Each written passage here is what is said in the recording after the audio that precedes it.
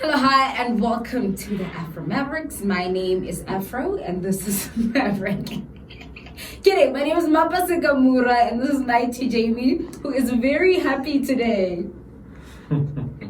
Yes, so today we're discussing Mbali Ntuli, who is a youth leader as well as member of parliament on the side of the DA, and she has thrown in her hat in the race for the top job in the DA, that's to be the leader of the DA. And she's highlighted 4 things, right? Her 4 pillars that she's standing by. 1, bringing back fairness into the DA. 2, clearing up confusion about what the DA stands for. 3, restoring confidence in the party. And 4, bringing the party's focus back to realigning politics in South Africa. So now the question is, does she stand a chance against John Steenhuisen? So, yeah, look, I think my contribution is going to be that she should run. And the reason why I think she should run is twofold. Number 1,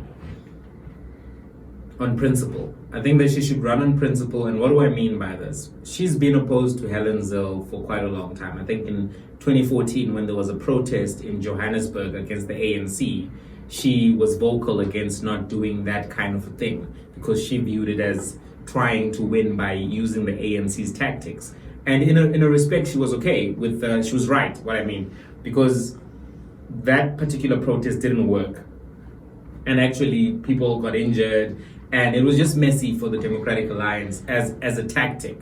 So on principle, she's always been opposed to Helen Zille. At some point, they tried to take her to a disciplinary process. They stopped because they were afraid of the optics.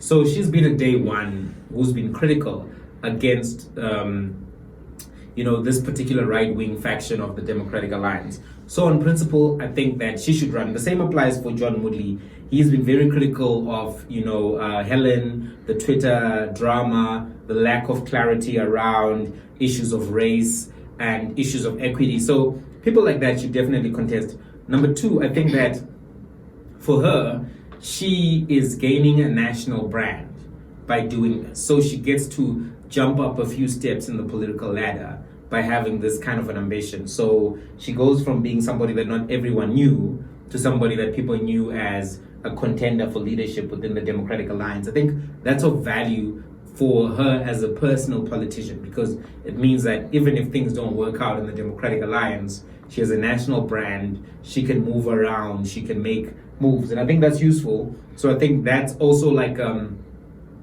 protection mechanism for her within the party, because if they come for her at any given point, it will be because she ran against John and ran against Zille. So I think it's useful for her to do that. But lastly, I think that it also gives her a long-term play. So let's say she loses, and it's likely that she'll lose. I don't want to make a point that she's going to win, because I don't think she's got enough traction in the particular dispensation of the Democratic Alliance. Yeah. But I think that if this particular project, the Steenhuisen and the Zille project, fails, she can be one of the people who says, look, I stayed in the party, I told you these people were problematic, I ran against these people, and that could make her the natural heir to the DA legacy post this era. So I think she's got nothing to lose. Obviously, there's also a gender dynamic to this. So I think that for her, even if she doesn't win, she still wins from a branding perspective, from a long-term strategic play perspective. Also, she protects herself from any attacks or reprisals by, challenging the leadership. So if they come after her, then they begin to look like, problematic leaders. Yeah. Okay. What are your thoughts? My thoughts are she does not stand a chance, and therefore she should not run. It's my reasoning is also twofold. The first one is that she stated that she plans to win back voters that the DA lost. And South Africa, we know, is a country that votes based on the resemblance theory. We look at a person's color of their skin and we're like, yes. Struggle credentials, we're like, yes. And the DA has been that political party that's spoken to white suburbia, some black middle class. And the reason why I think, during Helen Zille, they were able to gain ground, but during my money, they actually decreased, right, in terms of their national footprint. Not talking about the metros that they were able to control under the local elections. But in the sense that now we've got a situation where one black leader was unable to retain the white votes, right? One. And number two, he was unable to garner enough black people to come on the table and actually vote for the DA. So to me, Mbali is this ambiguous candidate. On one hand, she's a representation of the most underprivileged person in South Africa, a black woman, right? She looks like me, right? And she looks like a lot of underprivileged people. But on the other hand, she's educated. She has a twang. So she represents, this sort of, let me go fun on in this and say that for black people, she's reached the highest level of whiteness. So she's an outcast in the black community, but she's also an outcast in the white community in the sense that she will never ever, it doesn't matter how educated, how much she has a twang, she will never ever be white. So talking about the voters that were lost, we know all of those people went to the Freedom Front Plus.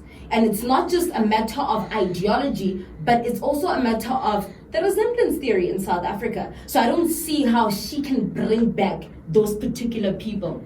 The second thing is that she plans to go to the policy conference and ensure that the policies are friendly to redress, to rewrite the past of South Africa.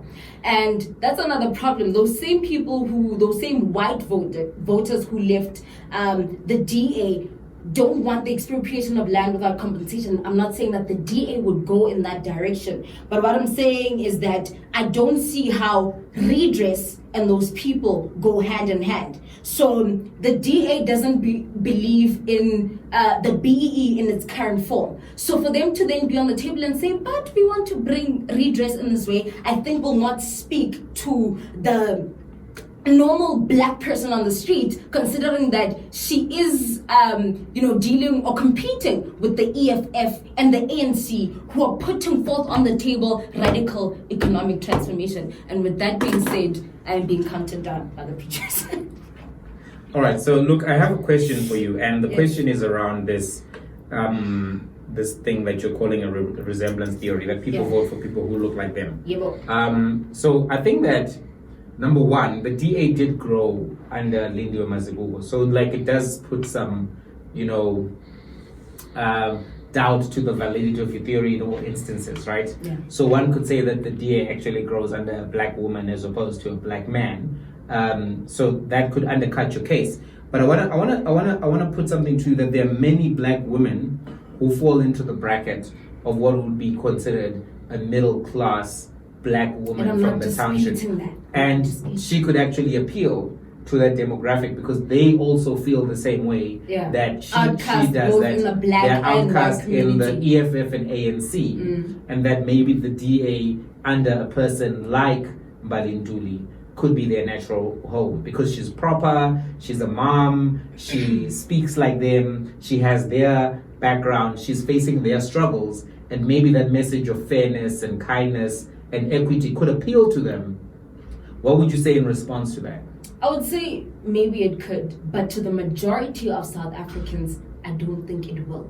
And that's where it's getting it. The reason why But the DA doesn't need the majority of South Africans to grow. It just needs a little bit more black middle class supporters. So if it moves from 3.9 million or whatever to 4.5, that could be considered a success for them. I get that, but any political party wants to move to a point where they're actually ruling the country.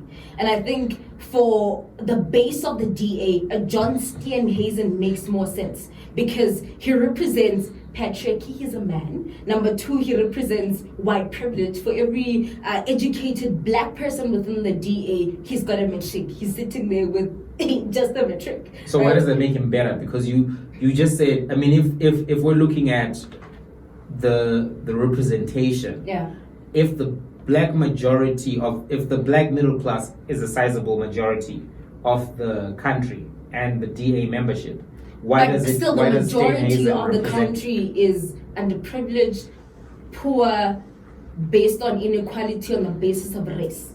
So my thinking is this. Any political party wants to grow to a point where it's ruling in the country, right? So I don't see how the DA can do that with this specific candidate who doesn't speak to the white voters that they lost and who does not speak to the majority of Black South Africans who are underprivileged and will not be able to relate to her. Hence, I think that's one of the reasons. But I'm asking you about the black middle class voters who do have her history. I mean, the black middle class has been growing quite significantly. I think it's over 8 million. So in that black middle class, if she can attract a certain cohort of voters, she can grow the party beyond the 200,000 votes that they lost to the Freedom Fund Plus. Why is that not something worth pursuing? Just because by the basis of the fact that I think you want to grow to the part where you are ruling the whole country. And also, the part of the reason why Maimane and Mashaba left the DA was that there is a shift in ideology where they want to go back to basics and want to appeal to white voters. But so she's now when we are right? turning... So I mean, but she said she'll actually listen to everyone. Yeah, she will. And we don't know where she stands ideologically. She said that she wants to listen to whatever comes out of the policy conference. And go get those guys back. That doesn't make sense. It's a contradiction. You can't get those guys back. So maybe I'm happy to agree that that is a contradiction, and most likely they're not going to get reforms on the land policy in the DA and the BE policy from the DA and affirmative action redistribution. All of that. I think that is something that she's chasing, which she won't get. However, I'm curious about the postulation that you make that she won't be able to attract, a black middle class voter. But Jamie, just to ask, do you not? This is now also going on what happened to Mashaba and Herman, and the developments we've seen in Ntuli. Do you not feel or get a sense that there's a black fatigue internally within the DA? Well, it looks like there's a lot of interest in Mbali, just from what the media has shown and from Twitter. The public. But still, interest is interest, right? If people were not interested in her, they're talking more about her than they are talking about Moodley. So maybe there is a fatigue. But my fundamental point and rejoinder to the case as you presented it is as follows. Number one, what the DA is facing now is a challenge of stopping the bleeding. Because right now, everyone is like, it's in decline, it's chaotic, and that's a challenge. So if they were to grow back by even 500,000 votes in the next election, people will view that as a turnaround. And that's something that could be attributed to her. So in as much as there's some credence to the fact that an EFF diehard, a Fanonian, may not be drawn to Mbali Ntuli, but there could be a constituency like aspirational young black women, aspirational young black men who are like, hey, this chick has got her stuff together, she's eloquent, she seems organized, she's on point on the issues, even though she's within the DA. Those people could vote for her. Additionally, the black middle class that actually is her. They twang, they grew up in the townships, they went to private schools, they don't really connect with the radical black constituency, but also they're looking for a political home. So I think that it's not necessarily the case that she has no base. The challenge really is how big is the base that Steenhuisen and Helen Zille control, because they have resources. They have the Institute of Race Relations and a lot of other institutional powerhouses within the party. The Capitec leader, the former strategist Ryan Kotse, who was involved in the expulsion of Musi Maimane, as well as Tony Leon. All of these people are in a cabal. They understand the party machinery, maybe even way better than Mbali does. But I'm saying maybe we shouldn't be dismissive of the fact that she could get some traction with a black voter base, even if she doesn't necessarily resemble the poorest of the poor. That doesn't mean that every voter is trying to vote for like Mcebo Dlamini, who, by the way, is not even a poor of the poor. He just presents himself that way because he went to CARES, he went to VITS. He's actually like a privileged young man. He just speaks a rhetoric that connects with the poorest of the poor. So I don't think that we should rule her out because of a twang, is what I'm saying. Yeah, but then also at the end of the day, it's not South Africans that are going to vote for her to put her in that position. So that's another thing to consider. Or within the political party and ideologically, that word, ideologically where the DA is trying to move. And also with these 2 points where she's saying, but look, I'm trying to get those people back, but then at the same time, I'm going to ensure that there's redress. And I think that's a contradiction. And even speaking to the DA itself, the people who are to put her in power, they would kind of sort of be confused as to where she stands, considering that they do want to draw back to a DA that was pre-Maiman. All right, so that's where we're going to have to leave it. We're out of time. One last question. Yeah, what's your question? To be a black leader in the DA, do you need to have a twang?